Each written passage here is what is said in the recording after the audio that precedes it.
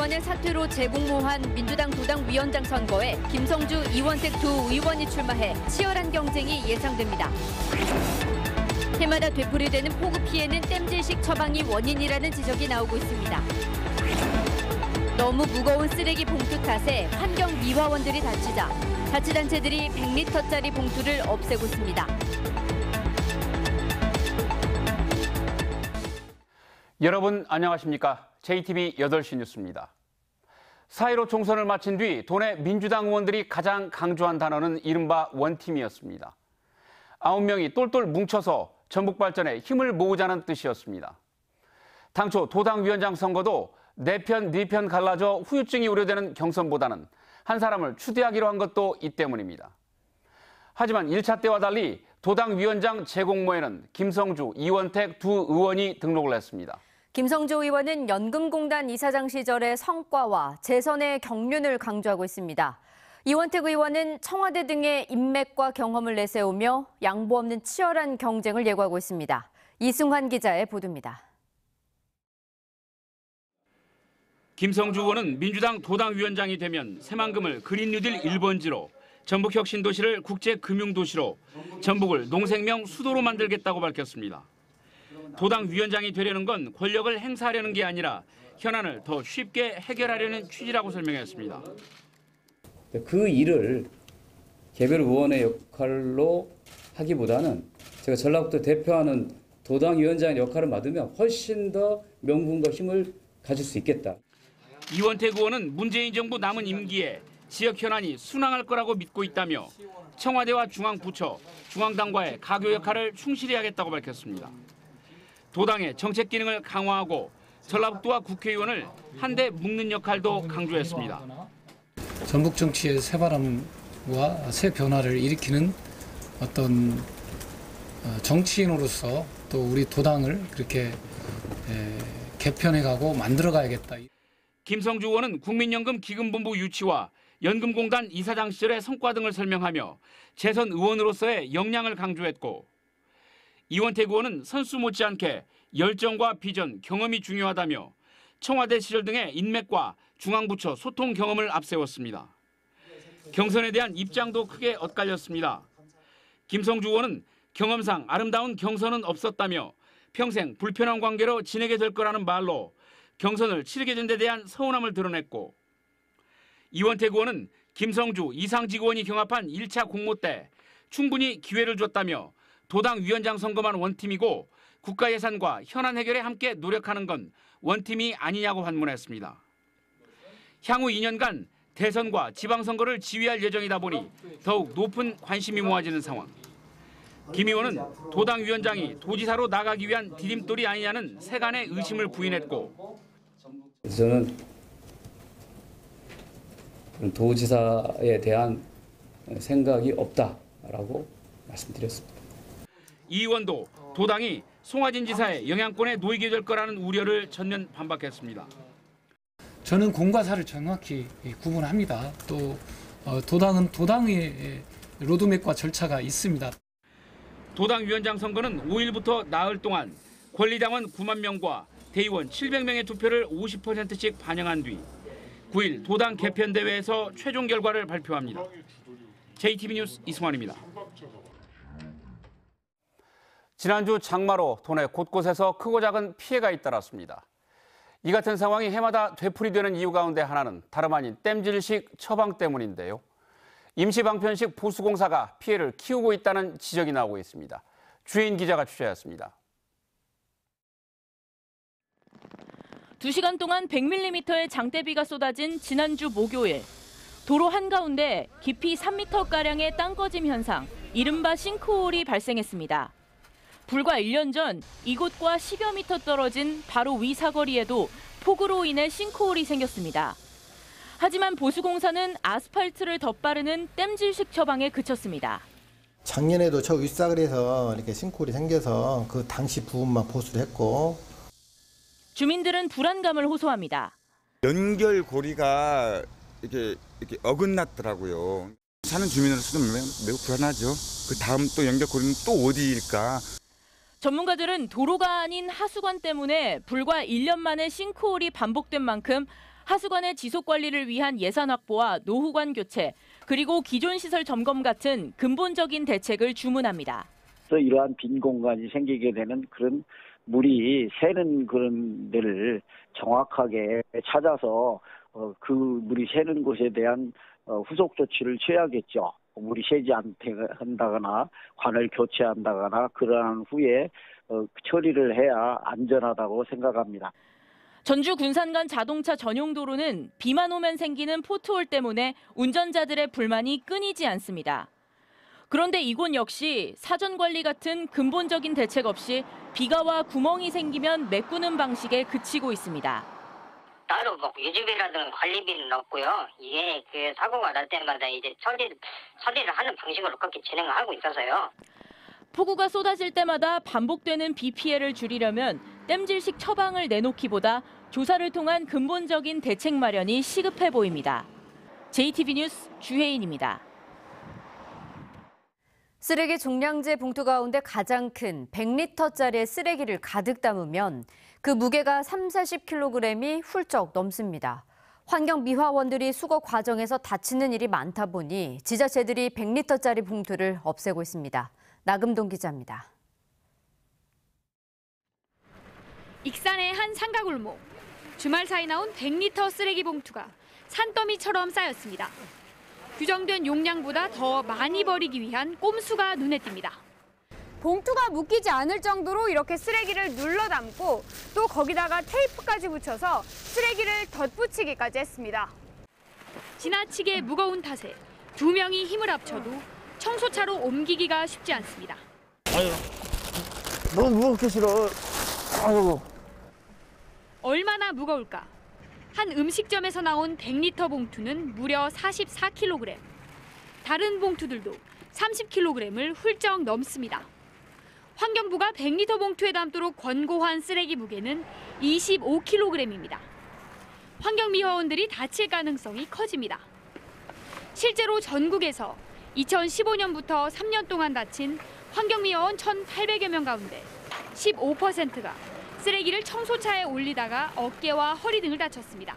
무게가 너무 무거워서 허리하고 팔목에 팔꿈치에 무리가 너무 많이 갑니다.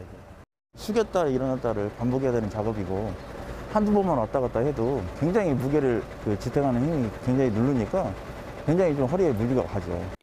익산시를 비롯한 전주시, 임실군 등 3개 시군은 최근 100리터 봉투 생산을 중단했습니다. 근골격계, 허리 이런 데가 무리가 많이 와요. 그래서 환자 발생이 많이 되기 때문에 저는 지속적으로 이것을 시에다가 요구를 해서 100리터가 없이고 75리터로 생산하기로. 이와 함께 완주, 군산, 순창, 고창, 무주 등 5개 시군도 내년 상반기까지 100리터 봉투를 없앨 예정입니다. JTB 뉴스 나금동입니다. 지난달 28일부터 나흘간 쏟아진 폭우 피해 신고가 계속 늘고 있습니다.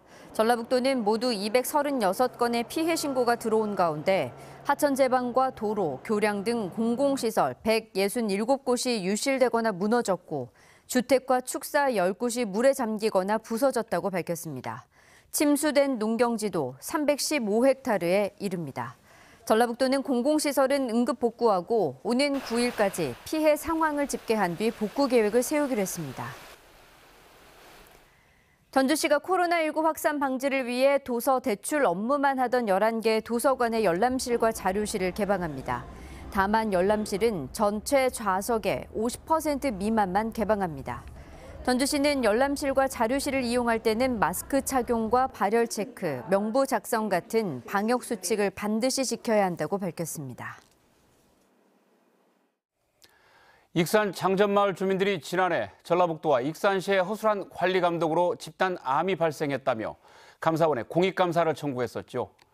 하지만 원칙적으로 6달 안에 끝내도록 돼 있는 감사가 1년이 넘도록 결과가 나오지 않아 주민들이 애를 태우고 있습니다. 김진영 기자가 보도합니다.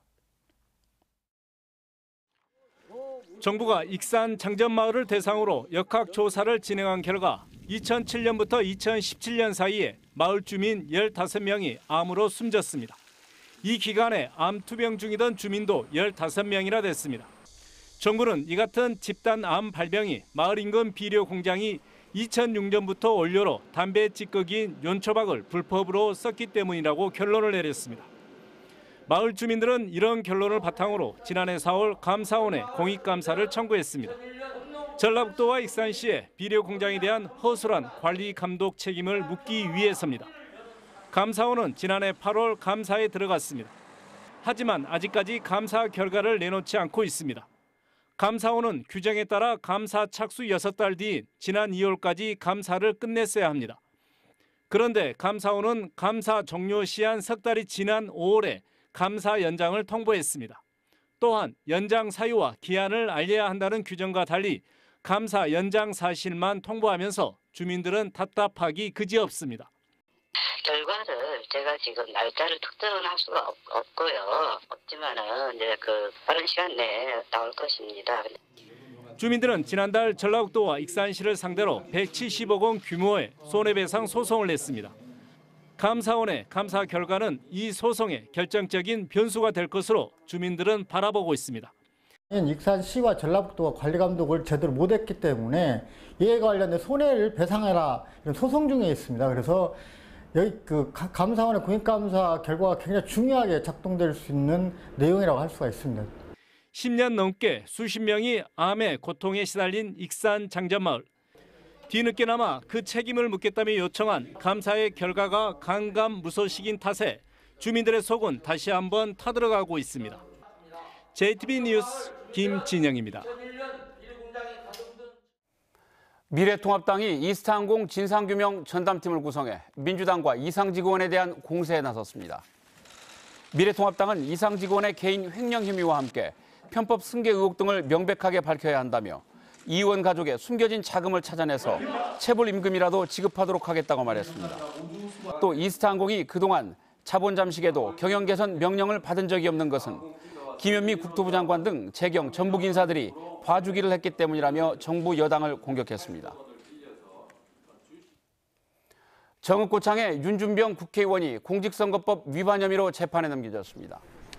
전주지검 정읍지청은 총선 경선 후보 등록을 앞둔 지난해 12월 당원들에게 연하장을 보내고 교회 앞에서 명함을 나눠준 혐의로 윤준병 의원을 기소했습니다. 공직선거법은 선거에 영향을 미칠 목적으로 연하장을 배포하거나 종교시설에서 지지를 호소하는 행위를 금지하고 있습니다.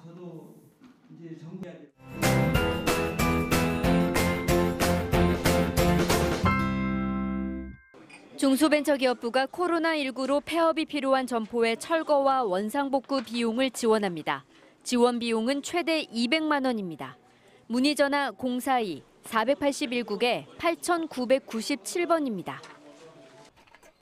전라북도가 공동주택과 재활용 선별장에서 분리배출을 도울 자원관리 도우미 467명을 채용합니다. 근무기간은 오는 12월 14일까지 하루 3시간씩이며 월 급여는 78만 원가량입니다. 해당 시군에 만 18세 이상이면 지원할 수 있고 원서는 오는 7일까지 한국환경공단 전북지부에 내면됩니다. 하림 정읍공장이 생산직 10명을 뽑습니다. 학력이나 경력은 무관하고 연봉은 협의 후 결정되는데 상여금과 자녀 학자금 그리고 통근버스가 추가로 지원됩니다. 문의 전화 539개 7509번입니다. 알짜 정보였습니다. 전북교육청은 박승 전 한국은행 총재가 모교인 김제 백석초등학교에 장학기금으로 10억 원을 기부했다고 밝혔습니다.